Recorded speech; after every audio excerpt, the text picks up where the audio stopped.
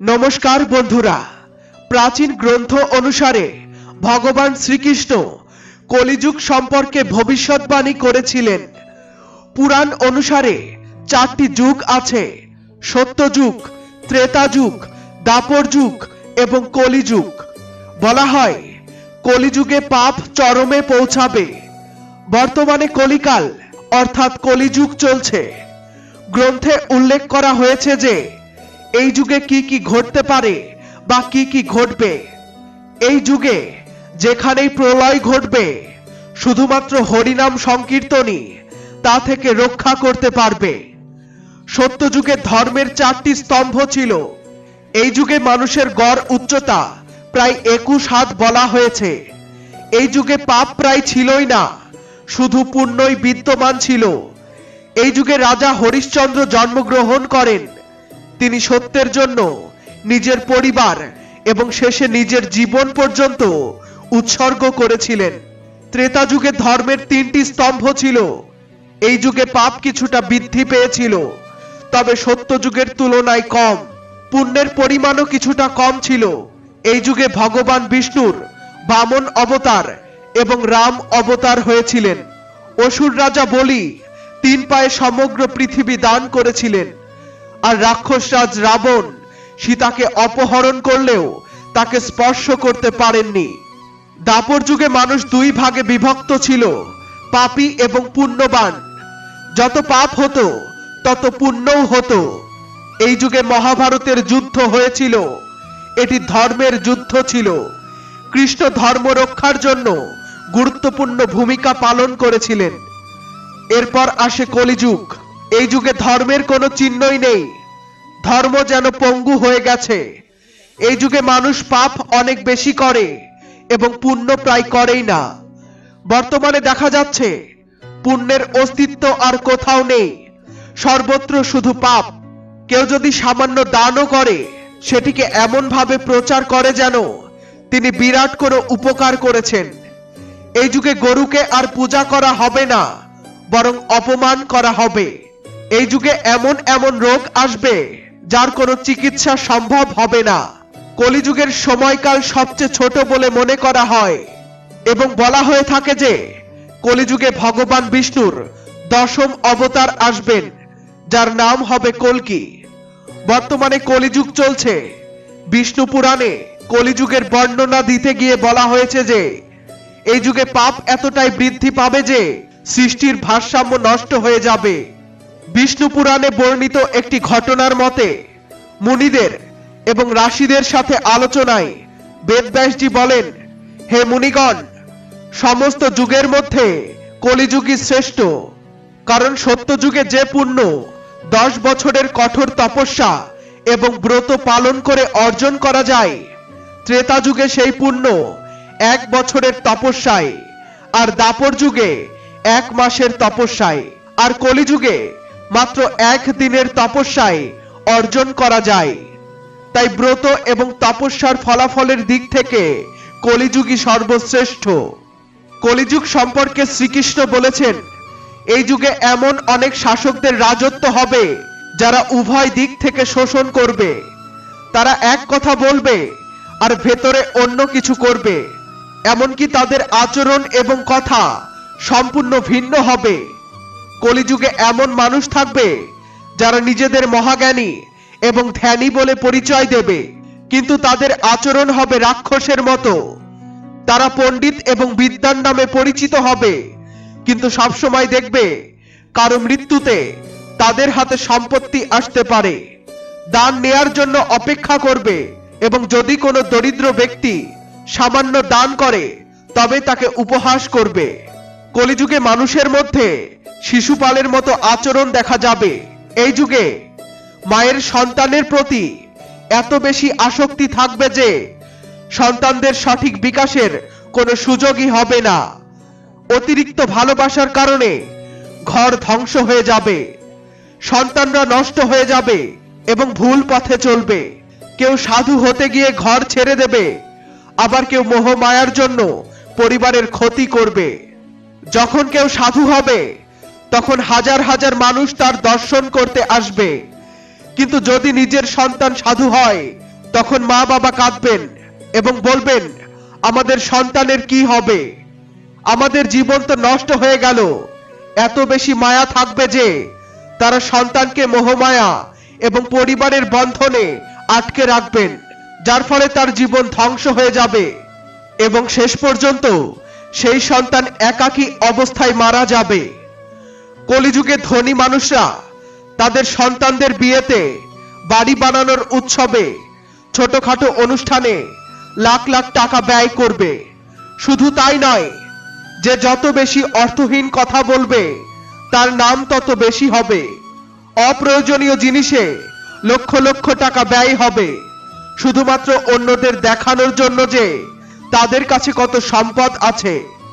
কিন্তু তাদের আশেপাশে যদি কেউ অভুক্ত থাকে সেটি তারা লক্ষ্য করবেন না। এমনকি তাদের নিজের কেউ যদি ক্ষুধার্ত অবস্থায় মারা যায় তাতেও তারা উপেক্ষা করবেন এবং কখনো কখনো তাকে নিয়ে উপহাস করবেন।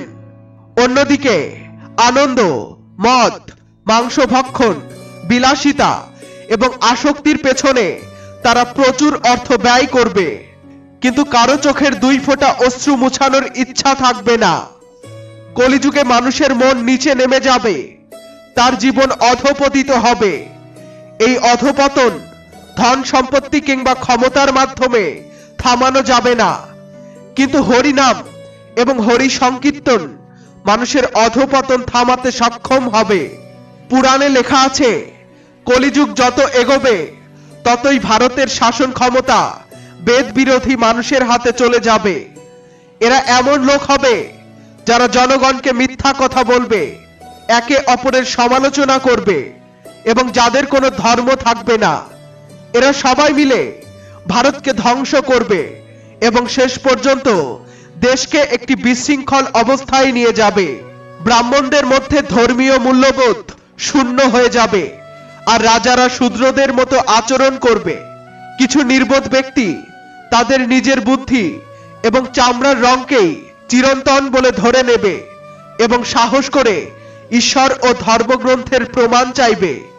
তারা পুরাণ এবং অন্যান্য ধর্মগ্রন্থের অবমাননা করবে।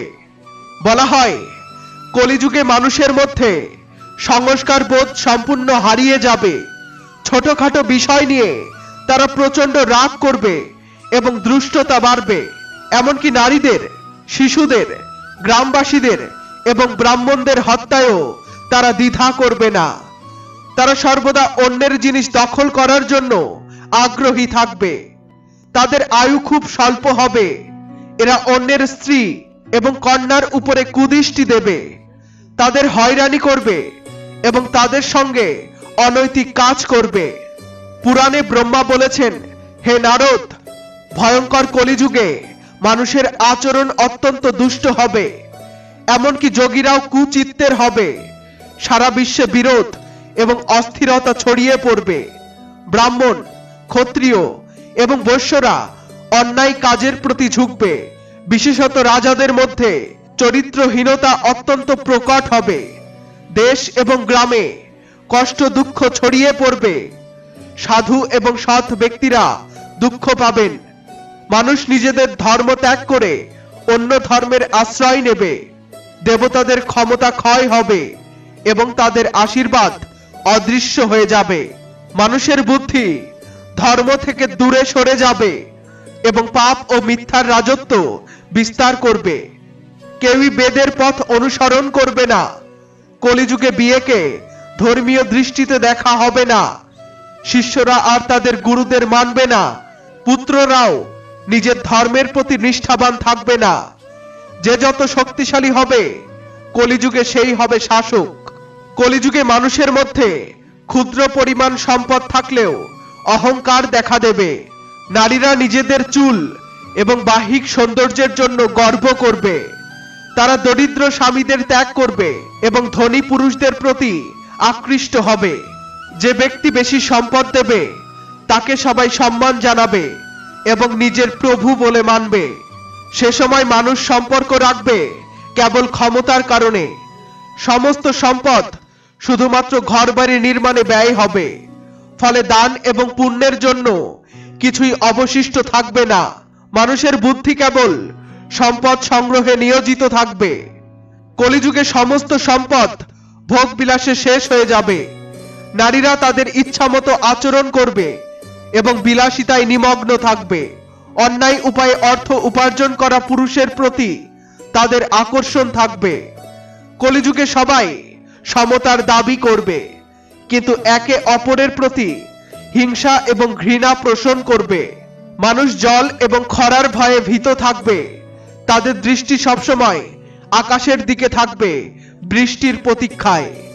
বৃষ্টি না হওয়ায় তারা ফল, ফুল ও পাতা খেয়ে জীবন ধারণ করবে।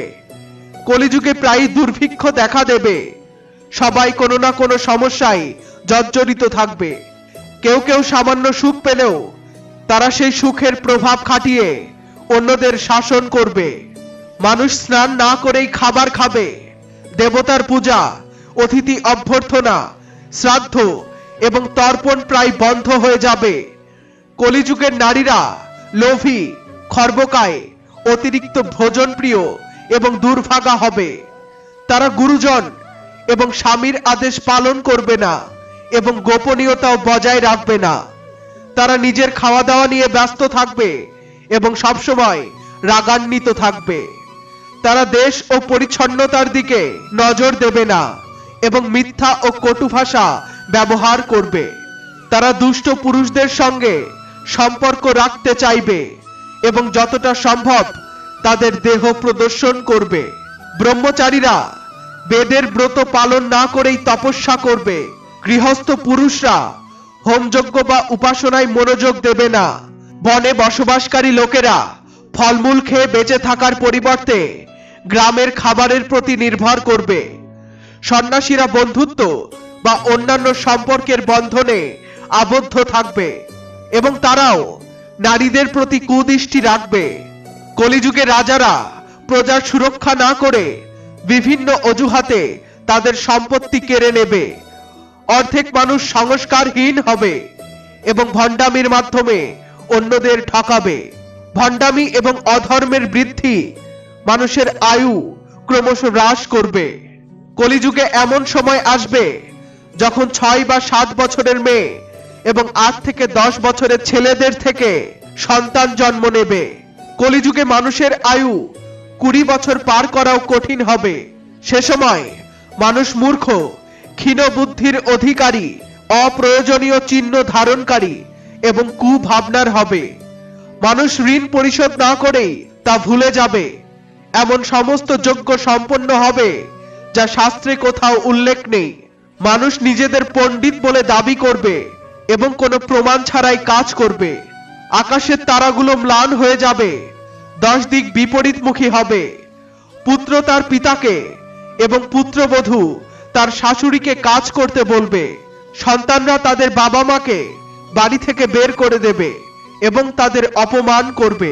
সময়ের সঙ্গে সঙ্গে মানুষ বর্তমানের উপরে বিশ্বাস রাখবে, কিন্তু শাস্ত্র এবং জ্ঞান থেকে বঞ্চিত থাকবে। কলিযুগের শেষে ভয়ঙ্কর যুদ্ধ হবে।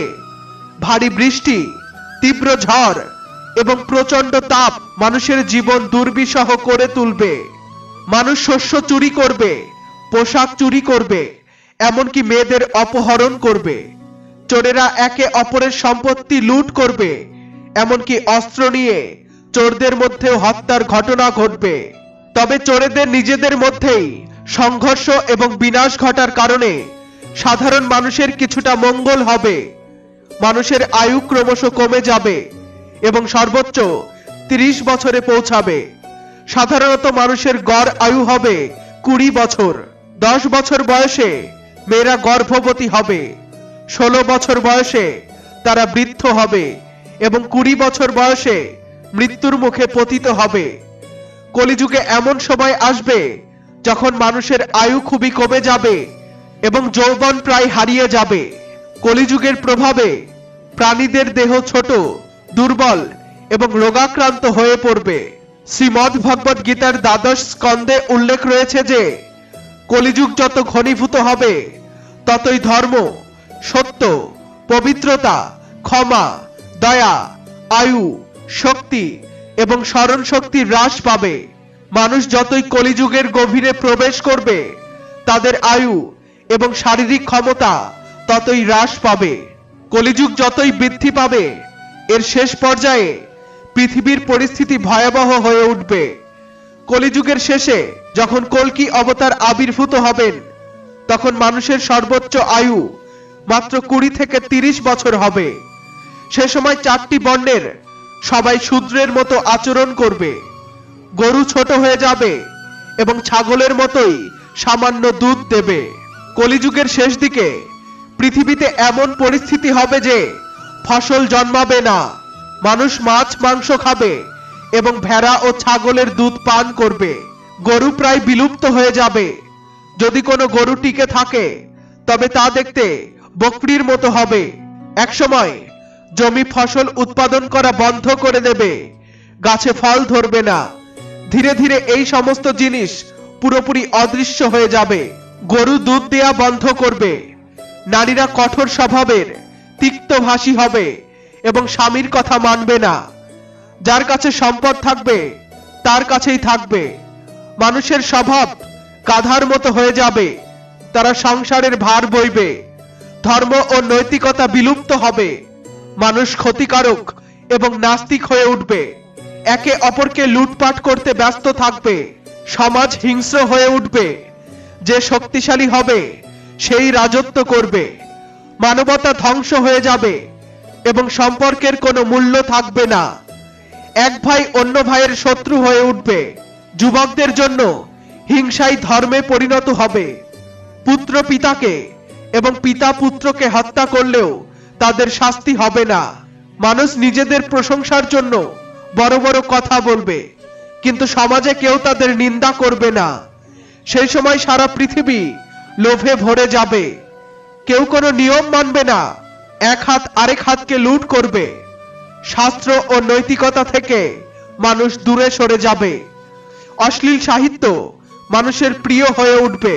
খারাপ কথা এবং বাজে ভাষা ব্যবহার করা সাধারণ হয়ে উঠবে।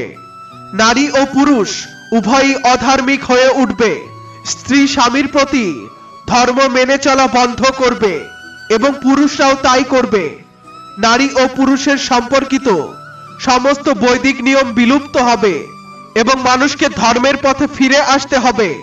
সর্বদা হরিনামের কীর্তন করে নিজেদের সুরক্ষিত রাখতে হবে।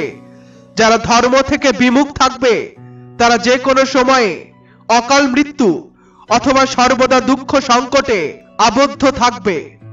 কলিযুগে ধর্ম, সত্য, সুচিতা, সহিষ্ণুতা, দয়া, জীবনের আয়ু, শারীরিক শক্তি এবং স্মরণ শক্তি দিন দিন হ্রাস পাবে। এই যুগে যার যত বেশি সম্পদ থাকবে, তাকে তত বেশি সম্মানিত করা হবে। আইন ও ন্যায় বিচার শুধুমাত্র শক্তির উপরে নির্ভর করবে। পুরুষ ও নারী একসঙ্গে থাকবে, কিন্তু তাদের সম্পর্কের ভিত্তি থাকবে শুধুমাত্র সুবিধার উপরে। ব্যবসায় সাফল্য নির্ভর করবে প্রতারণা এবং কৌশলের উপরে। আগে যারা ব্রাহ্মণ ছিলেন, তারা নিজেদের পবিত্রতা বজায় রাখার জন্য অনেক আচার অনুষ্ঠান পালন করতেন, কিন্তু কলিযুগে তারা শুধু একটি সুতোর দাগা পরেই নিজেদের ব্রাহ্মণ বলে দাবি করবে। যে ব্যক্তি অত্যন্ত চতুর এবং স্বার্থপর হবে, তাকে সমাজে জ্ঞানী হিসেবে বিবেচনা করা হবে। কলিযুগে যার কাছে অর্থ থাকবে না, তাকে অধার্মিক, অপবিত্র এবং অপ্রয়োজনীয় বলে গণ্য করা হবে। বিবাহ হবে শুধুমাত্র একটি চুক্তি। মানুষ মনে করবে যে শুধুমাত্র স্নান করলেই তারা শারীরিক এবং আত্মিকভাবে পবিত্র হয়ে গেছে। মানুষের জীবনের একমাত্র লক্ষ্য হবে পেট ভরানো। সৌন্দর্য বিচার হবে চুল দেখে। পৃথিবী দুর্নীতিগ্রস্ত এবং লোভী মানুষে পরিপূর্ণ হবে। ক্ষমতা দখলের জন্য মানুষ একে অপরকে হত্যা করবে। দুর্ভিক্ষ এবং চরম খাদ্য সংকট মানুষকে জঙ্গল থেকে পাতা, শিকড়, মাংস, বন্যমধু, ফল, ফুল এবং বীজ খেতে বাধ্য করবে। তীব্র খরা, ঠান্ডা, গরম, ঝড় বৃষ্টি এবং তুষারপাতে মানুষ দিশেহারা হয়ে পড়বে। সত্যযুগে শিব, ত্রেতা যুগে রাম, দাপর যুগে শ্রীকৃষ্ণ এবং কলিযুগে বুদ্ধ ছিলেন ধর্মের প্রতীক। শ্রীকৃষ্ণের মতে ধর্ম অতীত, বর্তমান এবং ভবিষ্যতের সবকিছুর মূলে রয়েছে। শ্রীকৃষ্ণের জীবন প্রতিটি মানুষকে একটি ভালো শিক্ষার পথ দেখায়। মহাভারত এবং গীতা শুধু হিন্দু ধর্মের নয়, সমগ্র মানব জাতির জন্য এক অনন্য রচনা। এগুলোর মধ্যে রয়েছে প্রতিটি মানুষের জন্য শিক্ষণীয় বিষয় এবং পথ প্রদর্শক। জীবনযাপনের প্রতিটি দিকের সমাধান মহাভারতের মধ্যে পাওয়া যায়। এতে দেশ, ধর্ম, ন্যায়, রাজনীতি, সমাজ, যোগ, যুদ্ধ, পরিবার, জ্ঞান, বিজ্ঞান, আধ্যাত্মিকতা এবং প্রযুক্তি সহ সমস্ত বিষয়ের বর্ণনা রয়েছে। বর্তমান যুগে মহাভারতের গল্প থেকে মানব জীবনের জন্য অনেক শিক্ষণীয় বিষয় রয়েছে। এখন এমন একটি ঘটনা বলবো, যখন পঞ্চ পাণ্ডবরা বনবাসে গিয়েছিলেন। বনবাসে যাওয়ার আগে পাণ্ডবরা শ্রীকৃষ্ণের কাছে গিয়ে বলেছিলেন, ভগবান, বর্তমানে দাপর যুগ শেষ পর্বে চলে এসেছে। আপনি আমাদের বলুন, আসন্ন কলিযুগ কেমন হবে, কলিযুগের গতি প্রকৃতি কেমন হবে। ভগবান শ্রীকৃষ্ণ তখন উত্তর দেন, তোমরা 5 ভাই বনবাসে যাও এবং যা দেখবে তা লিখে রেখে আমাকে জানাও। আমি তোমাদের তার অর্থ ও প্রভাব ব্যাখ্যা করব। 5 ভাই যখন বনবাসে গেলেন, তখন তারা আলাদা আলাদা দিকে যাত্রা করলেন। তাদের প্রত্যেকেই বিস্ময়কর কিছু দেখলেন। যুধিষ্ঠির তার ভ্রমণে দেখলেন একটি হাতির 2টি শুঁড় রয়েছে। এটি দেখে তিনি স্তম্ভিত হয়ে গেলেন। অর্জুন অন্য এক দিকে গিয়ে দেখলেন একটি পাখি, যার ডানায় বেদের শ্লোক লেখা ছিল, কিন্তু সেই পাখিটি মৃতদেহের মাংস খাচ্ছিল। এটি দেখে অর্জুন হতবাক হয়ে গেলেন। ভীম তার যাত্রাপথে একটি গরুকে একটি বাছুর জন্ম দিতে দেখলেন, কিন্তু জন্মের পরপরই বাছুরটি আহত হয়ে রক্তাক্ত অবস্থায় পড়ে থাকে। এই দৃশ্য ভীমকে গভীরভাবে নাড়া দেয়। সহদেব দেখেন 6টি কুয়ো পাশাপাশি রয়েছে। মাঝের কুয়োটিতে জল নেই, অথচ চারপাশের কুয়োগুলো পূর্ণ জলে টলমল করছে। এরপরেও মাঝের কুয়ো শুকনোই রয়ে গেছে। এই 4টি দৃশ্য দেখে প্রত্যেকেই মর্মাহত এবং হতবাক হন। তারা তাদের দেখা সমস্ত বিষয় শ্রীকৃষ্ণের কাছে নিয়ে যান এবং তার অর্থ জানতে চান। ভগবান শ্রীকৃষ্ণ তখন ব্যাখ্যা করে বলেন যে 5 ভাইয়ের দেখা এই 4টি ঘটনা আসন্ন কলিযুগের প্রতীক। শ্রীকৃষ্ণ এই দৃশ্যগুলির গভীর অর্থ বুঝিয়ে দেন, যা কলিযুগের প্রকৃতি এবং মানব সমাজের অধঃপতনকে প্রকাশ করে। জল ছিল, কিন্তু মাঝখানের কুয়ো খালি ছিল। মাঝখানের কুয়ো গভীর হওয়া সত্ত্বেও তাতে জল ছিল না। এটি দেখে তাদের খুব অবাক লাগলো যে এমনটা কিভাবে সম্ভব। তখন নকুলও ভ্রমণে ছিলেন এবং তিনি একটি অবিশ্বাস্য ঘটনা দেখেছিলেন। নকুল দেখলেন একটি পাহাড়ের উপর থেকে একটি বড় শিলা গড়িয়ে নিচে পড়ছে এবং পথে অনেক গাছকে ভেঙে ফেলে এগিয়ে চলেছে। এমনকি বৃহৎ গাছগুলোও সেই শিলাকে থামাতে পারেনি। তদুপরি সেই শিলা আরো অনেক শিলার সঙ্গে ধাক্কা খেলেও থামেনি। কিন্তু একদম শেষে একটি অতি ছোট গাছের স্পর্শে শিলা স্থির হয়ে গেল। 5 ভাই তাদের দেখা ঘটনাগুলোর আলোচনা করলেন এবং সন্ধ্যায় শ্রীকৃষ্ণকে তাদের অভিজ্ঞতা জানালেন। প্রথমে যুধিষ্ঠির বললেন, আমি প্রথমবার একটি 2 শুঁড়ওয়ালা হাতি দেখেছি। এটি আমার কাছে খুবই বিস্ময়কর ছিল। তখন শ্রীকৃষ্ণ বললেন, হে ধর্মরাজ, এখন তুমি কলিযুগ সম্পর্কে শোনো।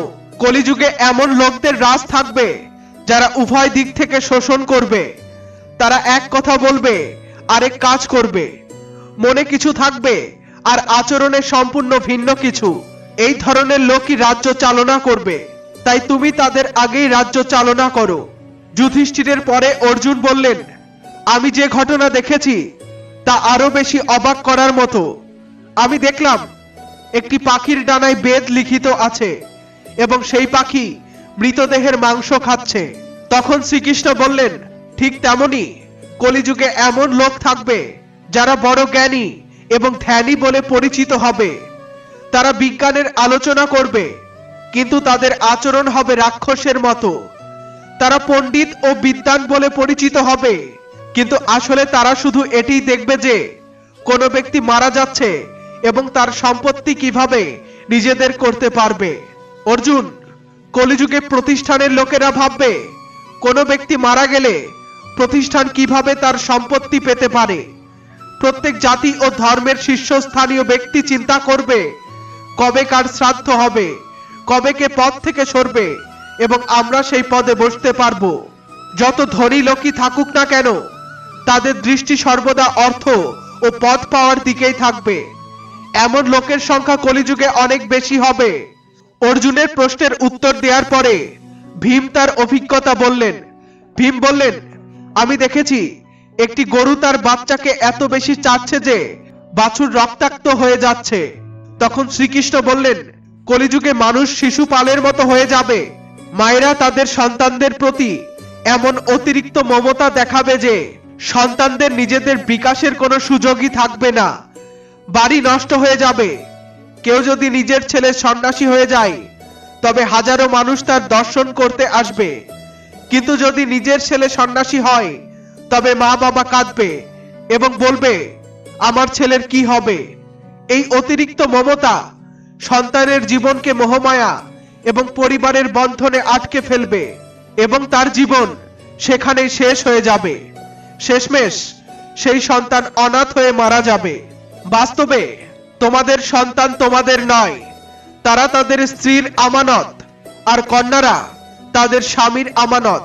তোমাদের শরীরও মৃত্যু দেবতার আমানত, আর আত্মা হলো পরমাত্মার আমানত। তাই তোমরা তোমাদের চিরস্থায়ী সম্পর্ক বুঝে নাও। ভীমের পরে সহদেব প্রশ্ন করলেন, হে শ্রীকৃষ্ণ, আমি যে ঘটনা দেখেছি তার অর্থ কি? আমি দেখেছি ৫-৭টি কুয়োর মধ্যে একটি কুয়ো একেবারে খালি। এটি কিভাবে সম্ভব? তখন শ্রীকৃষ্ণ বললেন, কলিযুগে মানুষ নিজেদের সন্তানদের বিয়েতে, বাড়ির অনুষ্ঠান বা ছোট বড় কোনো উৎসবে লক্ষ লক্ষ টাকা ব্যয় করবে, কিন্তু পাশেই যদি কোনো ক্ষুধার্ত বা তৃষ্ণার্ত থাকে তারা দেখবে না যে তার পেট ভরা আছে কিনা। এমনকি তাদের নিজের আত্মীয় ক্ষুধার কারণে মারা যাবে, তবুও তারা কেবল তাকিয়ে থাকবে।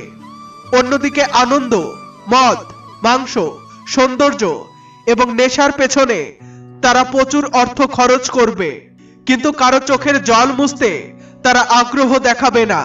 এর অর্থ হলো কলিযুগে খাদ্যের ভান্ডার থাকবে, কিন্তু মানুষ ক্ষুধায় মারা যাবে। বিলাসবহুল মহল, প্রাসাদের মধ্যে আরামদায়ক জীবন চলবে, কিন্তু পাশে কেউ না খেতে পেয়ে মারা যাবে। একই জায়গায় অসমতা চরমে পৌঁছাবে। সহদেবের পরে নকুল তার অভিজ্ঞতার কথা বললেন। নকুল বললেন, আমি একটি অদ্ভুত দৃশ্য দেখেছি। একটি বিশাল শিলা নিচে গড়িয়ে পড়ছিল, যেটিকে গাছপালা বা অন্যান্য শিলা কিছুতেই থামাতে পারেনি। কিন্তু যখন সেই শিলা একটি ছোট্ট গাছের সঙ্গে ধাক্কা খেলো তখনই থেমে গেল। তখন শ্রীকৃষ্ণ বললেন, কলিযুগে মানুষের মন অধঃপতিত হবে। তাদের জীবনের পথ শিলা বা অর্থ দিয়ে থামানো যাবে না, আর ক্ষমতার বড় গাছপালাও এই পথ থামাতে পারবে না। তবে হরিনাম নামক একটি ছোট্ট গাছপালার মাধ্যমে, হরি সংকীর্তনের মাধ্যমে মানুষের জীবন পথের পতন থেমে যাবে। কলিযুগের কাহিনী শুরু হয় মহাভারত শেষ হওয়ার পর। তখন পাণ্ডবরা মহাপ্রস্থান করে হিমালয়ে চলে যান এবং শ্রীকৃষ্ণ স্বর্গে ফিরে যান। শ্রীকৃষ্ণ যখন পৃথিবীতে ছিলেন তখন তিনি যে কোনো কিছু করতে পারতেন, কিন্তু তার প্রস্থানের পর ধরিত্রী দেবী বললেন, এখন কলিযুগ এখানে বাস করবে, আর আমার উদ্ধারের জন্য আর কেউ নেই। সত্যযুগ, ত্রেতা যুগ ও দাপর যুগে ভগবান অবতীর্ণ হয়ে পাপের অবসান ঘটিয়েছিলেন, কিন্তু কলিযুগে শুধু পাপ, অত্যাচার, চুরি, অহংকার, হিংসা আর কামনা থাকবে। মানব জীবনের জন্য কলিযুগ এক অভিশাপ। 3টি যুগের পরে কলিযুগের আগমন 2টি সম্ভাব্য কারণে ঘটে। প্রথমত, হয় পৃথিবী সম্পূর্ণ ধ্বংস হবে, অথবা পাপীদের ধ্বংস করতে ভগবান পুনরায় অবতীর্ণ হবেন। মহাভারতের যুদ্ধের পরে যুধিষ্ঠির তার রাজ্যপাট পরীক্ষিতের হাতে তুলে দিয়ে ভাইদের সঙ্গে মহাপ্রস্থান করার জন্য হিমালয়ে চলে যান। তখন ধর্মরূপী ষাঁড় এবং গাভীরূপী ধরিত্রী দেবী সরস্বতী নদীর তীরে বসে কথা বলছিলেন। ঠিক সেই সময়ে কলিযুগ সেখানে এসে তাদের আঘাত করতে শুরু করে। তখনই সেখানে রাজা পরীক্ষিত উপস্থিত হন। গরু ও ষাঁড়কে মারতে দেখে তিনি বাকরুদ্ধ হয়ে যান। তিনি কলিযুগকে হত্যা করতে তলোয়ার বের করতেই কলিযুগ তার পায়ে পড়ে ক্ষমা প্রার্থনা করে। রাজা পরীক্ষিত বললেন, মিথ্যা, প্রতারণা, চুরি, পাপ, অধর্ম এবং দারিদ্র্যের মূল কারণ তুই। আমার রাজ্য থেকে চলে যা এবং আর কখনো ফিরে আসিস না। তখন কলিযুগ বলল, হে রাজন, সমগ্র পৃথিবী আপনার অধীনে থাকুক। কলিযুগ বলল, এই রাজ্যে শুধুমাত্র আপনি রয়েছেন যিনি আমাকে আশ্রয় দিতে পারেন। তখন রাজা পরীক্ষিত বললেন, তুমি মিথ্যা, প্রতারণা, পরনারী গমন, মদ্যপান এবং হিংসার মধ্যে বাস করতে পারো। কলিযুগ বলল, মহারাজ, এটি আমার জন্য যথেষ্ট নয়, আমাকে আরো কিছু স্থান দিন। তখন রাজা পরীক্ষিত বললেন, আমি তোমাকে সোনার মধ্যে থাকার অনুমতি দিচ্ছি। এই আশীর্বাদ পেতেই কলিযুগ রাজা পরীক্ষিতের সোনার মুকুটে বসে পড়ল। কলিযুগের বৈশিষ্ট্য হলো যে ধর্ম রক্ষা করবে, ধর্ম তাকে রক্ষা করবে। যে ব্যক্তি ভারতের মাটি ও সংস্কৃতির ক্ষতি করবে তার সম্পূর্ণ ধ্বংস হবে। যে হরিনামের স্মরণ করবে সে মুক্তি লাভ করবে। গরুকে সেবা করলে সেই ব্যক্তি পরমাত্মার আশীর্বাদ পাবে। মানুষকে বেদ ও ধর্মের মূল পাঠ করতে হবে, কারণ ধর্মের শিকড় সবসময় সবুজ থাকে। ধর্ম থেকে বিচ্ছিন্ন ব্যক্তি সর্বদা দুঃখ এবং সংকটের মধ্যে থাকবে। তাই ধর্মের পথ অবলম্বন করুন। যে ধর্মের নৌকায় চলবে তার ভবিষ্যৎ ভালো হবে। ধর্মকে অবলম্বন করলে মানব জীবন সুখী এবং সার্থক হবে। পাপমুক্ত জীবনযাত্রাই কলিযুগের সমস্ত সমস্যার সমাধান। কলিযুগে পাপের আধিপত্য থাকবে, কেউ সম্মান বা মর্যাদা দেবে না। ভোগ এবং বিলাসিতাই মানুষের মূল লক্ষ্য হয়ে দাঁড়াবে। ধনী লোকদের আধিপত্য থাকবে এবং অত্যাচার বৃদ্ধি পাবে। নারীরা অর্থের প্রতি আকৃষ্ট হবে এবং প্রতিবেশীরা একে অপরকে চিনবে না। মানুষের দুটি মুখ থাকবে, একটি দিয়ে জ্ঞান বা উপদেশ দেবে, কিন্তু নিজের কাজ হবে এর বিপরীত। অনেকেই জ্ঞান চর্চা করবে, কিন্তু তাদের আচরণ হবে রাক্ষসের মতো। মোহমায়া মানুষকে ঘিরে রাখবে এবং পরিবারকে ধ্বংস করবে।